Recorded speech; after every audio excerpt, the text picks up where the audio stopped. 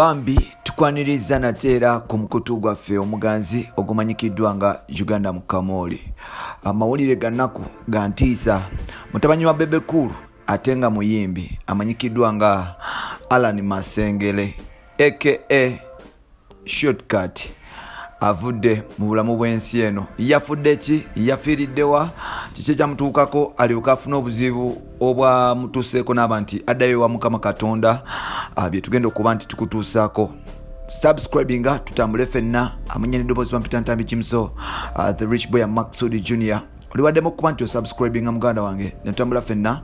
Olunaku lwali sigenda batwala speed because afudde, mumanya abadde chali wange mpola mpola, abadde blood wange anawe kityo avudde mu bulamu bw'ensi eno olunaku lwaleero, era nga Bebe avuddeyo n'alangirira nga mutabani we bwamufuddeko mpola mpola. Allan Masengere ono abadde muyimbi mu Gagamel, era abadde signed under Gagamel.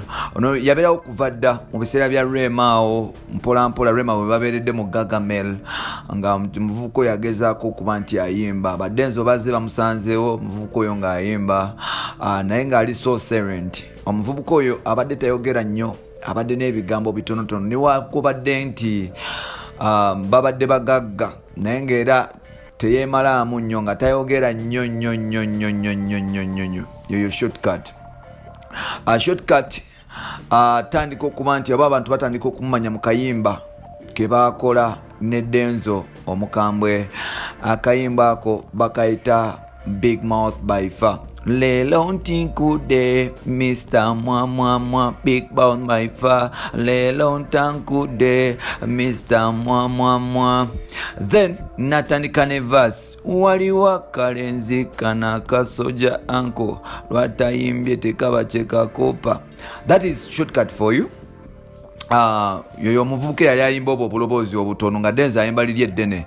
Denzo actually yali ayimba nga Disnats 10, yoyo muvubuka ng'ayimba akaloboozi katono mpola mpola. Muvubuka oyo akayimba ako bakafulumya nga bagenda mu battle. That was 2011 nga gwakawo 2012, nga anko we nga tata anko we amanyikiddwa nga Bebe yali agenda kuba nti akola battle ne Bobby Wine, oba gite battle of the champion, yali wali ku Chadon rugby ground oba cricket over around there. So that was 2012. Akayimba ako ne katambula mpola mpola. Then 2012 Shortcut najja afunamuko ebizibu ng'omusajja n'asooka yawumulamu music obulwadde ne mugoyamuko. Then 2016 n'addamu mpola mpola, era yafunako accident awo. Shortcut n'abonyabonye ne Bebe yoyo muvubuka era bambi omuvubuka oyo bamukubako amasasi era ne Bebe wali ku Garden City ku show ya Arakeri. Omuvubuka oyo yaliko era nga yawona buwona. That was 2010 I think. Bambi bamukuba amasasi omuvubuka oyo mpola mpola naye naawona. Then recently Shortcut ne uncle we baali bagenda kuyimba side zembali. That is last year, this year I think, this year nga bagenda mu kibuga ky'Embale kwaliko Bebe ne Zuena. Unfortunately babagamba okukola omupiira gw'emmotoka gye baalimu, eringa motoka eriko eyo Gagamel, motoka eyo bagita Alfad, eringa Nuwa Alfad oba Nuwa, ne bagamba bagikole omupiira, but unfortunately bagukola omupiira mbu bateekako bintu bikadde. So mu kuvuga nga bagenda Embale, Shortcut ne munne be bateekako omupiira omukadde. So mu kugivuga nga bagenda Embale mwalimu Bebe ne Zuena bagwa ku kabenje.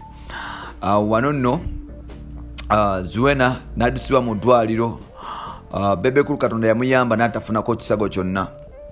Nti Bebe tiyafunako kisago kyonna. Zuena yafunamu obuvune n'addusibwa mu ddwaliro. Shortcut naye n'addusibwa mu ddwaliro. Naye bano Bebe ne Zuena tebafuna nnyo damage omwana ono nga bwe yafuna. So kati omwana ono n'afuna obuzibu mu kifuba, engeri gyali nti smokinga nnyo, n'afuna obuzibu bambi mu kifuba. N'aba nti agenda ku kitanda, era abadde admitted ku kitanda okumala ebbanga lyonna eryo paka olunaku lwaleero lwatuvudde ku maaso. Shortcut y'omu ku bayimbi abadde promising, however much abadde tajja nnyo mu mutala, naye abadde talented era abadde si mubi, abadde w'amaanyi. However much, era of course basima ogenze nti his music wasn't played.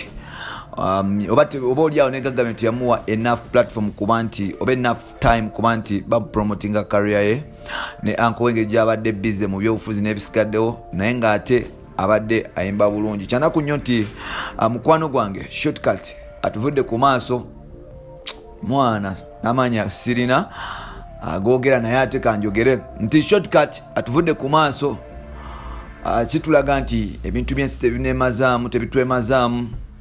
You know, like a Shortcut mwana wa mugagga, okuva ku bazadde be bonna bagagga, Bebe kulu abaddewo mugagga n'ebisigaddewo bajjajjabe bonna bagagga, naye obugagga tebusobodde kuba nti butaasa bulamu bwe. Mukama Katonda bw'atyo amuyise. So nolwekyo you should always be humble mu nsi muno.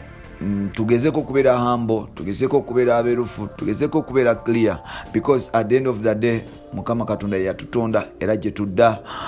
Kitalo Nyo Shortcut ngenda kutwala omukisa guno okukubagiza abaana ba Shortcut, ba girlfriend ba Shortcut, Mase Kabilinage n'abasigaddewo. Ngenda kutwala omukisa guno kubagiza mukwano gwange amanyikiddwa nga Allan Hendrik Isali. Betyo no betwatambulanga mu club Sirik afenna Shortcut nga nvuga nandeete wakabambi ne Allan Hendrik mutabanyi wa Bebe kulu abo.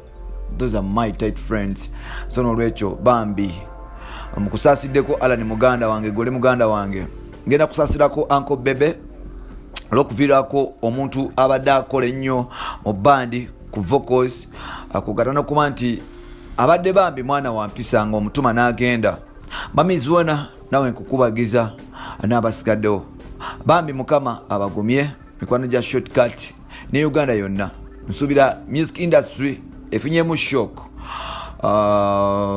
shock era nga abamu kubamanyi Shortcut engeri gy'abadde ayimbamu bayinza okunjulira nti abadde talented. However much, he wasn't pushed to the maximum. Nsigadde ntambi Jimso.